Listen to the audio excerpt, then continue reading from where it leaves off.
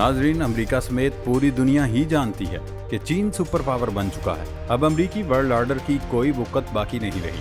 अलबत्ता चीनी क़यादत की जानिब से अब तक खुद को सुपर पावर डिक्लेयर नहीं किया गया था, लेकिन अब चीन को लगता है अपने आप को सुपर पावर डिक्लेयर करने बल्कि मनवाने का सही वक्त आ गया है। इसराइल को मुज़ाकरात की मेज़ पर लाने और गजा में जंगबंदी मुआहिदा कराने में अमेरिका की नाकामी के बाद अब चीनी क़यादत ने मामलात अपने हाथ में ले लिए हैं। चीन बाकायदा तौर पर गजा में कूद चुका है। इसी मकसद के लिए चीनी वज़ीर आज़म ने सऊदी वली अहद मोहम्मद बिन सलमान से मुलाकात की है, जिसमें गजा की सूरत हाल, इस्लामी मुल्कों की मुश्तरका फौज समेत दीगर अमूर पर तफसीली बातचीत की गई। दोस्तों, इसराइल ने गजा में अपनी शिकस्त तस्लीम कर ली। 7 अक्टूबर के ऑपरेशन तूफान अल-अक्सा के बाद जब सियोनी फौज गजा में पूरी आन बान शान से दाखिल हुई तो उस वक्त नेतन्याहू ने इंतहाई रऊनत और तकब्बुर भरे लहजे में कहा था, हम गजा से हमास का नामो निशान मिटाने आए हैं। इस तंजीम को हमेशा के लिए न सिर्फ खत्म करेंगे बल्कि ऐसा अंजाम करेंगे कि आइंदा कोई इसराइल की तरफ देखने की जुर्रत नहीं कर सकेगा। लेकिन गजा में फौज भेजने के बाद नेतन्याहू और उनके हवारियों को अंदाजा हो चुका है और एक दलदल में फंस चुके हैं। अब मुश्किल ये है कि नेतन्याहू मुज़ाकरात किस मुंह से करें। अगर हमास की शराइत तस्लीम करें तो फिर वो इसराइल में अपने लोगों को क्या मुंह दिखाएंगे। अवाम ये पूछने में हक बेजानिब होंगे, अगर हमास की शराइत तस्लीम करके ही जंगबंदी मुआहिदा करना था तो फिर यरगमालियों की वापसी में इतनी ताख़ीर क्यों की गई। गजा में फौज भेजकर नेतन्याहू ने क्या जंगी अहदाफ और मकसद हासिल किए। इसराइली वज़ीर आज़म ने हमास का खात्मा करने की बढ़के मारी थी, तो फिर बताया जाए हमास के खात्मे का क्या हुआ, क्योंकि फिलहाल तो हर गुजरते दिन के साथ हमास न सिर्फ मजबूत हो रही है बल्कि सियोनी फौजियों को तिगनी का नाच भी नचा रही है। ताज़ा तरीन कार्रवाई में हमास के जंगजुओं ने इसराइल का हेलीकॉप्टर उड़ा दिया। इस हेलीकॉप्टर में अहम तरीन इसराइली अफसर सवार थे।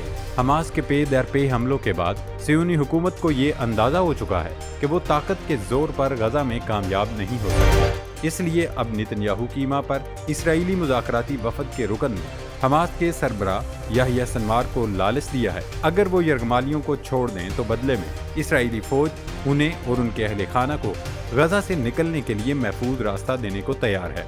इसराइल की जानिब से इस लालच भरी पेशकश को हमास के चीफ याह्या सिनवार ने जूते की नोक पर रख दिया है। नाजरीन, सबसे पहले जिक्र करेंगे हमास के कमांडो एक्शन का। हमास जंगजुओं ने इसराइल का हेलीकॉप्टर उड़ा दिया। इस वक्त पूरे इसराइल में सिर्फ एक ही टॉपिक डिस्कस हो रहा है कि हमास ने कैसे हेलीकॉप्टर उड़ा दिया। इसराइली फौजी तर्जमान की जानिब से जारी किए गए बयान में भी हेलीकॉप्टर गिरने की तस्दीक की गई, लेकिन उन्होंने नई कहानी गढ़ दी। उन्होंने बताया कि टेक्निकल फॉल्ट या खराबी की वजह से हेलीकॉप्टर को हादसा पेश आया।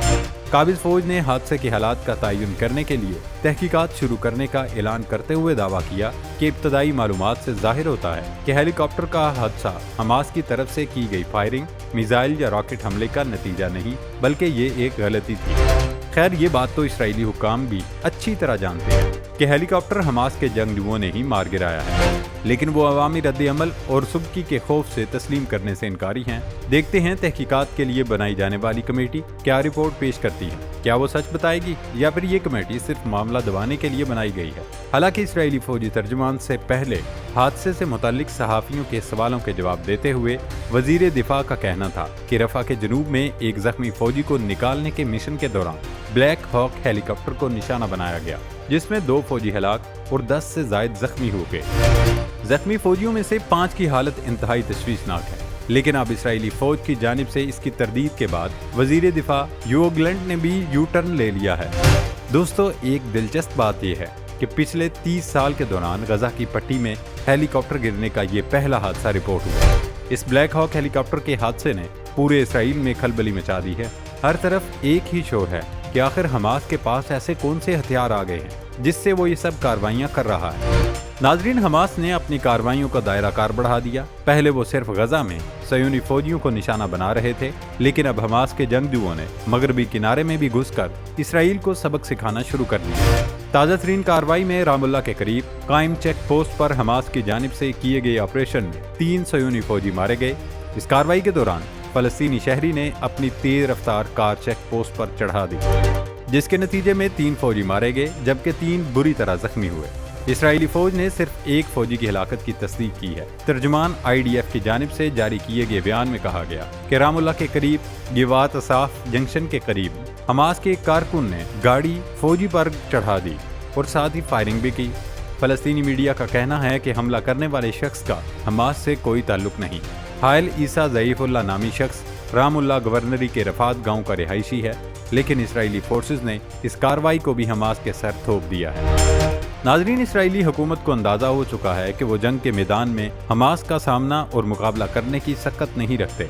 ऑपरेशन तूफान अल-अक्सा के बाद जदीद हथियारों, दिफाई साजो सामान और टेक्नोलॉजी से लेस सियोनी फौज गजा पर चढ़ दौड़ी थी। उस वक्त नेतन्याहू ने कहा था कि हमास का न सिर्फ मुकम्मल सफाया कर देंगे बल्कि गजा का कंट्रोल भी अब हमारे पास रहेगा। लेकिन हमास के मुट्ठी भर जंगजुओं ने खुद को सुपर पावर समझने वाले इसराइल को छठी का दूध याद दिला दिया। अब जब इसराइली फौज गजा की दलदल में बुरी तरह फंस चुकी है तो नेतन्याहू ने नया कार्ड खेल दिया। उन्होंने हमास चीफ याह्या सिनवार को लालच देना शुरू कर दिया। गजा में जंग बंदी से मुतल्लिक बातचीत के लिए इसराइली वफद में शामिल एक रुकन गाल हेरिस ने अमेरिकी टीवी CNN को दिए गए इंटरव्यू में हैरान कुन ऑफर दी। उन्होंने कहा, अगर हमास तमाम इसराइली यरगमालियों की रिहाई पर रजामंद हो जाए तो फिर हम उसके चीफ याह्या सिनवार को गजा से निकलने का महफूज रास्ता देने पर तैयार हैं। उन्होंने लगी लिपटी रखे बगैर कहा कि हम न सिर्फ याह्या सिनवार बल्कि उनके साथ जो जंगजू शामिल होना चाहें या उनके अहले खाना के जो भी अफराद उनके साथ जाना चाहें, हम उन्हें महफूज गुज़रगाह देने के लिए तैयार हैं। गाल हेरिस का कहना था कि ये पेशकश गजा में जंग के खात्मे में मददगार साबित हो सकती है। इसराइली राब्ताकार ने आज सुबह ब्लूमबर्ग को दिए गए इंटरव्यू में भी इस तजवीज़ को दोहरा दिया। उन्होंने कहा, हम हर कीमत पर यरगमालियों की वापसी चाहते हैं। इसके बदले याह्या सिनवार, उनके अहले खाना और साथियों को गजा से निकलने का महफूज रास्ता देने को तैयार हैं।